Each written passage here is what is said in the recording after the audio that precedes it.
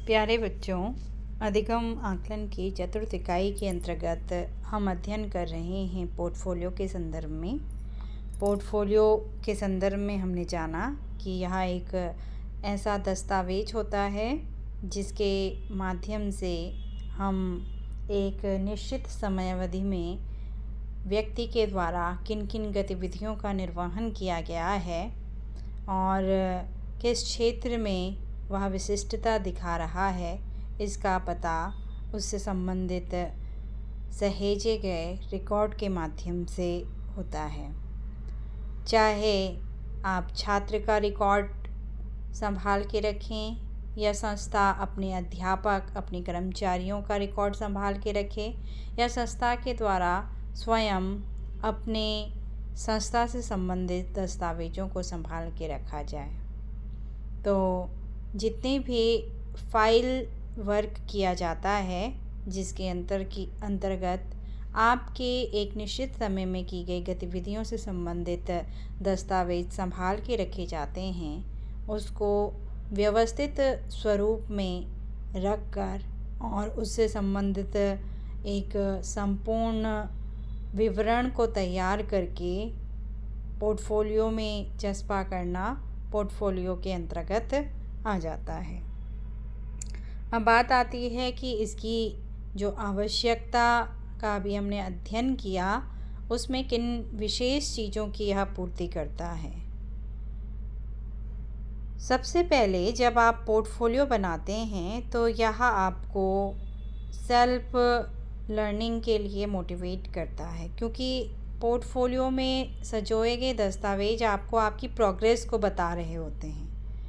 वह यह बताता है कि आप कितनी उन्नति कर रहे हैं। यदि आप अपने सहपाठी का पोर्टफोलियो और अपना पोर्टफोलियो मैच करेंगे तो आपको पता चलेगा कि मैं आगे हूँ या मेरा सहपाठी आगे है, और यह प्रवृत्ति आप में एक अधिगम के प्रोसेस को, एक्टिविटी में पार्टिसिपेट करने वाले प्रोसेस को और अपने जो विवरण है अपने से संबंधित, उसे बढ़ाने में सहयोग प्रदान करता है।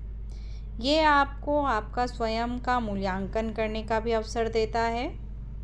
अगर मैं कहूँ कि आप अपने विषय का पोर्टफोलियो तैयार कर रहे हैं तो अपने विषय से संबंधित जो आपने अपनी उत्तर पुस्तिका तैयार की हुई है उसमें आपने किस यूनिट का काम किस तरीके से किया, कौन सी एक्टिविटी अध्यापक के द्वारा दी गई, उससे संबंधित किन किन गतिविधियों को आपने पूरे सत्र भर निर्वाहित किया है, और फिर उतना सारा कार्य करने के बाद आपको स्वयं क्या उससे अधिगम प्राप्त हुआ है, इसकी जानकारी आप आसानी से ले सकते हैं।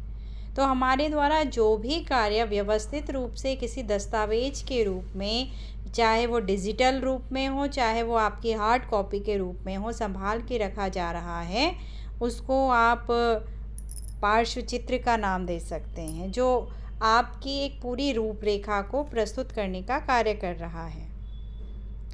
इसके आधार पे विद्यार्थी के अचीवमेंट लेवल को जाना जा सकता है, क्योंकि अध्यापक कक्षा की गतिविधियों को तो कलेक्ट कर ही रहा है, लेकिन कक्षा के अलावा भी विद्यार्थी अन्य डिपार्टमेंट्स के द्वारा कंडक्ट की जाने वाली, अन्य इंस्टीट्यूट के द्वारा कंडक्ट की जाने वाली एक्टिविटी में पार्टिसिपेट कर रहा है, वो सोशल वर्क में पार्टिसिपेट कर रहा है। इसकी इन्फॉर्मेशन से संबंधित दस्तावेज भी आप कलेक्ट करके अपने पास रखते हैं, जिससे कि यह पता चलता है कि विद्यार्थी का अचीवमेंट लेवल किस ओर जा रहा है। आपके पोर्टफोलियो के माध्यम से आप में कौन कौन सी क्षमताओं का विकास हुआ। आपका पोर्टफोलियो बताता है कि अगर आपको किसी पद के लिए चयनित किया जा रहा है तो उस पोजीशन से संबंधित कौन कौन से स्किल्स आपके अंदर हैं, कौन कौन सी एबिलिटी आपके अंदर है जिसके लिए आपको उस पद के लिए चयनित किया जाना चाहिए। हम ऑलराउंड डेवलपमेंट की बात करते हैं। इसका अर्थ है हमने हर क्षेत्र में अपनी प्रतिभागिता दी हुई है, इसीलिए स्कूल में कल्चरल प्रोग्राम कंडक्ट किए जाते हैं, को करिकुलर एक्टिविटी को पार्ट बनाया जाता है, जिसमें आप अपना प्रतिभागिता सुनिश्चित करते हैं, तो आपके ही पोर्टफोलियो में इम्प्रूवमेंट आता है। आपका पोर्टफोलियो दर्शाता है कि आपने इतने सारे क्रियाओं में अपना प्रतिभाग दिया है और उस प्रतिभागिता से, क्योंकि किसी न किसी कल्चरल एक्टिविटी से हमें कुछ न कुछ शिक्षा प्राप्त होती है, तो यह आपकी क्षमताओं की भी जानकारी प्रदान करता है। इसमें आपके सारे कार्यों का एक निश्चित और एक व्यवस्थित रूपरेखा होती है। आपके बारे में संपूर्ण जानकारी होती है जिससे कि आपको जाना जाता है। विद्यार्थी अपना सेल्फ असेसमेंट भी इसके द्वारा कर सकते हैं। वो अपना मूल्यांकन स्वतः कर सकते हैं कि हमारा जो परफॉर्मेंस का ग्राफ है वो किस तरीके का है, और अपनी कमियों का पता लगाकर उसमें सुधार कर सकते हैं। इससे आपके जो एजुकेशनल डेवलपमेंट है, ग्रोथ है, उसको बढ़ावा मिलता है, क्योंकि आप अपने पोर्टफोलियो में अच्छी चीज़ ही लगाना चाहेंगे। जैसे आप अपने इंस्टा पे, अपने फेसबुक पे कुछ चीज़ अपलोड करते हैं तो आप देखते हैं कितने लोगों ने आपको फॉलो किया है, कितने लोगों ने आपके लिए कमेंट किया हुआ है, और कितने लोगों ने आपके प्रोफाइल को विज़िट कर लिया है। तो आप यहाँ पे क्या कर रहे हैं, अपना उस पोस्ट का जो आपने प्रोफाइल में आपने ऐड किया है, उस प्रोफाइल में ऐड की वो पिक्चर आपकी प्रोग्रेस को, आपके डेवलपमेंट को शो करने का कार्य करती है। तो प्रोफाइल भी एक तरीके का क्या है, पोर्टफोलियो है, जिसमें आपके पूरी का पूरा विवरण होता है। उसमें आप दैनिक क्रियाएं जो घटित करते रहते हैं, जिसको कि वीडियो के माध्यम से, ऑडियो के माध्यम से, पिक्चर्स के माध्यम से आप अपलोड कर रहे हैं, वो आपकी जीवन, आपकी पर्सनैलिटी, आपके ग्रोथ, आपके डेवलपमेंट, आपके अचीवमेंट, आपके जीवन में चल रही समस्याएं, आपके जीवन में चल रही जो भी अच्छा है उसको सबको प्रदर्शित करने का कार्य करता है। तो वो सोशल पोर्टफोलियो आपका हो गया, समाज संपूर्ण कोई भी व्यक्ति उसको देख सकता है। लेकिन जहाँ आप एक संस्था से जुड़े हुए हैं तो संस्था के अंतर्गत कार्यालय में रहने वाला पोर्टफोलियो उसे सभी लोग नहीं देख सकते हैं। उसको कार्यालय से जुड़े हुए लोग, आपका विभाग उसको शो कर सकता है। आपके पर्सनल जो प्रोफाइल आपने क्रिएट किया हुआ है शिक्षा से संबंधित, उसे यूनिवर्सल वे में आप सबको शो नहीं करते हैं। उसको भी आप जिस क्षेत्र से जुड़ेंगे, जहाँ उसकी आवश्यकता होगी, वहाँ उसे प्रेजेंट करने का कार्य करते हैं। तो ये आपका जो ग्रोथ डेवलपमेंट है उसको इंडिकेट करने का कार्य करता है। चूँकि पोर्टफोलियो का अध्ययन हम शिक्षा की दृष्टि से कर रहे हैं, शिक्षक की दृष्टि से कर रहे हैं, छात्र की दृष्टि से कर रहे हैं, तो जो भी रिकॉर्ड मेंटेन किया जाता है वो रिकॉर्ड आपकी प्रोग्रेस, आपके ग्रोथ, आपके डेवलपमेंट, आपकी कमियां, आपके क्या इम्प्रूवमेंट की आवश्यकता है, उन चीज़ों को प्रेजेंट करने का कार्य करती है। इसीलिए दस्तावेज या दस्तावेजीकरण आवश्यक रूप से होना चाहिए। जब आप बीएड में प्रविष्ट हो रहे थे तो आप लोगों का एंट्रेंस की प्रोसेस चलाई गई। तो एंट्रेंस की प्रोसेस में सबसे पहले आपको फॉर्म भरना था। इसका अर्थ है आपको अपना पोर्टफोलियो प्रोवाइड करना था यूनिवर्सिटी को, जिसमें आपकी पूरी की पूरी डिटेल हो। तो परफॉर्मा यूनिवर्सिटी ने प्रोवाइड किया और उसको फिल करके उसके साथ अटैच डॉक्यूमेंट के रूप में सारे दस्तावेज आपने यूनिवर्सिटी को प्रोवाइड किए। फिर उसके बाद आपका अगला स्टेप हुआ, आप परीक्षा दे पाने के योग्य हैं कि नहीं हैं, इसके लिए स्क्रूटनी की प्रोसेस को किया जाता है। स्क्रूटनी की प्रोसेस में आपके फॉर्म को सिलेक्ट और रिजेक्ट किया जाता है, या जो कमियां हैं उसको, कमियों को इंडिकेट करते हुए, जैसे प्रोस्पेक्टस में विवरण दिया गया होगा कि आपको काउंसलिंग के दिन तक दस्तावेज आपका होना चाहिए, जो भी आपने दस्तावेज लगाया है या जो आपसे मांगा गया है।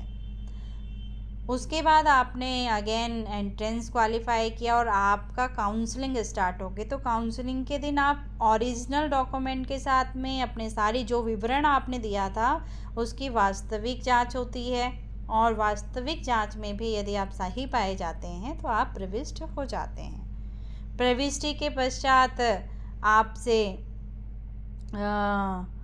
जो भी सेशन के दौरान एक्टिविटी कंडक्ट की जाएंगी वहाँ सारी एक्टिविटी में आप पार्टिसिपेट करते हैं, उससे संबंधित डॉक्यूमेंटेशन शुरू हो जाता है, जैसे आपके डेली की अटेंडेंस हो गई है, कक्षा में टीचर्स के द्वारा दिए जाने वाला वर्क हो क्या है, इंस्टीट्यूट में ऑर्गेनाइज़ किए जाने वाले जितने भी एक्टिविटी हैं उसमें आपका पार्टिसिपेशन हो क्या है। इस तरीके से आप सारी गतिविधियों से संबंधित दस्तावेज़ों को कलेक्ट करते रहते हैं। हो सकता है वो छायाचित्र के रूप में हो, वो न्यूज़ के रूप में है, वो रिपोर्ट राइटिंग के रूप में है, वो प्रोजेक्ट वर्क के रूप में हो, वो प्रतियोगिता के रूप में हो। तो आप अपने पास उसका दस्तावेज कलेक्ट करके रख रहे हैं। पोर्टफोलियो को क्रिएट करने के लिए कुछ स्टेप्स को फॉलो करना होता है। सबसे पहला स्टेप आ जाता है कि आपको उद्देश्य निर्धारित करना है कि हम विद्यार्थी का जो पोर्टफोलियो क्रिएट कर रहे हैं वो किस उद्देश्य से किया जा रहा है। जैसे आपसे ही कल्चरल एक्टिविटीज़ का सांस्कृतिक कार्यक्रम की फ़ाइल बनवाई जाए तो सांस्कृतिक कार्यक्रम में जो दस्तावेज आपने लगाए हैं, जिनका आप प्रयोग कर रहे हैं, तो उसका उद्देश्य क्या है, हमको उस एक्टिविटी से क्या सीखने के लिए मिला, उसका इंस्टीट्यूट के लिए क्या बेनिफिट है, डिपार्टमेंट के लिए क्या बेनिफिट है, छात्रों के लिए उसका क्या बेनिफिट है। तो शिक्षा की दृष्टि से उस कार्यक्रम का, उसकी जानकारी का, उसके आयोजन का क्या महत्व था, इसलिए आप उसको क्या कर रहे हैं, क्रिएट कर रहे हैं। तो अब आप उसके बारे में लिखेंगे तब जब उसको ऑर्गेनाइज़ किया जाएगा। तो ऑर्गेनाइज़ करने के लिए उसकी व्यवस्था, उसकी रूपरेखा, उसके उद्देश्य, ये सारी चीज़ें, कैसे उसको आयोजित किया जाएगा, उसका स्वरूप, सब चीज़ निश्चित कर दी जाती है। आप उसमें एक्टिवली पार्टिसिपेट करते हैं और वो कार्य पूर्ण होने के बाद उससे संबंधित दस्तावेज जो छायाचित्र के रूप में है, वीडियो के रूप में है, आपने उसके लिए न्यूज़ आर्टिकल लिखा, आपने न्यूज़ में उसको प्रोवाइड किया, दूसरे दिन न्यूज़ छप के आ गई, उसकी कटिंग आपने ली, अपने जहाँ आपने फाइल का लेखन या मैं कहूँ रिपोर्ट राइटिंग शुरू कर दी है, वहाँ उसको प्रमाण के रूप में आप चस्पा कर लेते हैं और अपने पास भी उसको संभाल के आप रख देते हैं, क्योंकि आप की एक्टिविटी उसमें क्या हो रही है, शो हो रही है। तो सबसे पहले आपको पोर्टफोलियो क्यों बनाया जा रहा है, किस उद्देश्य से बनाया जा रहा है, उसको निश्चित करना है। डिपार्टमेंट पोर्टफोलियो में आप डिपार्टमेंट के जो आप पेपर दिलवा रहे हैं, हमारे पास बच्चे का क्या डाटा होगा, बच्चे की जानकारी से संबंधित उसने इन्फॉर्मेशन जो प्रोवाइड की है वो सही है, गलत है, तथ्यात्मक है कि नहीं है, वो सारी चीज़ें आपके डिपार्टमेंट में आपके फ़ाइल के अंदर जो आपने दिया है उससे संबंधित जानकारी वहाँ से प्राप्त हो जाती है। तो आपको जो भी जिस भी क्षेत्र का आप पोर्टफोलियो तैयार कर रहे हैं तो किस उद्देश्य से उसे बनाया जा रहा है, सबसे पहले यह निश्चित होना चाहिए। अब उसके बाद उसका प्रारूप तय करना चाहिए कि भाई पोर्टफोलियो के अंदर या उस रिकॉर्ड के अंदर क्या क्या चीज़ होनी चाहिए। जैसे आप फॉर्म भरते हैं तो फॉर्म भरते हुए आपके पास फ़ोटो होनी चाहिए, आपके पास आपका एड्रेस होना चाहिए, आपके पास ईमेल आईडी, कॉन्टैक्ट नंबर, आपकी क्वालिफ़िकेशन की डिटेल और साथ ही साथ आपका आधार, आपका डोमिसाइल, आपका माइग्रेशन, आपका कैरेक्टर सर्टिफिकेट, आपका फ़िज़िकल फिटनेस सर्टिफिकेट, ये सारी चीज़ें उसमें मांगी जाती हैं और इनको आप सब प्रमाणित करते हुए फॉर्म के साथ अटैच करते हुए प्रेषित कर देते हैं। तो ये एक दस्तावेज का प्रारूप स्ट्रक्चर्ड कार्यालय ने या इंस्टीट्यूट ने क्या कर रखा है, निर्धारित कर रखा है कि एक विद्यार्थी से संबंधित इतनी जानकारियाँ हमारे पास इस वे में होनी चाहिए। तो जब आप अपना किसी क्षेत्र के लिए अपना रिकॉर्ड तैयार कर रहे हैं, अपना रिज्यूम, अपना बायोडाटा तैयार कर रहे हैं, तो आपको यह निश्चित करना है कि मेरे बायोडाटा में, मेरे रिकॉर्ड में, मेरे रिज्यूम में किन किन चीज़ों का होना आवश्यक है। जिस क्षेत्र के लिए मैं इसे भेजने जा रहा हूँ तो उस क्षेत्र से संबंधित क्या चीज़ होनी चाहिए, इसके अंतर्गत किन बिंदुओं को रखा जाना चाहिए, उजागर किया जाना चाहिए, किस चीज़ पे ज़्यादा फोकस किया जाना चाहिए। तो आप उसका प्रारूप तैयार करते हैं। फिर आप जो इसकी प्रोसेस है पोर्टफोलियो की प्रक्रिया की, उसको आप चयनित करेंगे कि आप पोर्टफोलियो में जो इंगित करेंगे उसमें आप दस्तावेज का स्वरूप छायाचित्र के रूप में लगाएंगे। आप उसके बारे में कोई पोर्टफोलियो में अपना कोई ईमेल आईडी उसमें प्रमाण के रूप में देंगे जहाँ से आपके बारे में डाटा मिल सके, या जो भी चीज़ है आप उसकी प्रक्रिया का निर्धारण करेंगे कि मैं अपनी पोर्टफोलियो को कैसे निर्मित करूँगा और उसकी प्रामाणिकता को कैसे सिद्ध करूँगा। जैसे आपसे कहा जाता है कोई भी असाइनमेंट आपको प्रोवाइड किया जाता है तो असाइनमेंट में प्रमाणिक स्वरूप में कुछ ना कुछ आप उसमें चस्पा करेंगे। तो असाइनमेंट भी एक तरीके का पोर्टफोलियो ही है। वो एक क्वेश्चन आपको दे दिया गया, उससे संबंधित सारे विवरण, सारे दस्तावेज आपके द्वारा कलेक्ट किए जाएंगे और उसकी प्रोसेस भी आपके द्वारा ढूंढी जाएगी। उसका उद्देश्य क्या है लिखने का, क्यों उसको दिया गया है, उसको भी आप स्पष्ट करेंगे और कैसे आपने उसको स्टार्ट किया और एंड कैसे करना है, ये सारी प्रक्रिया का निर्धारण आपके द्वारा किया जाएगा।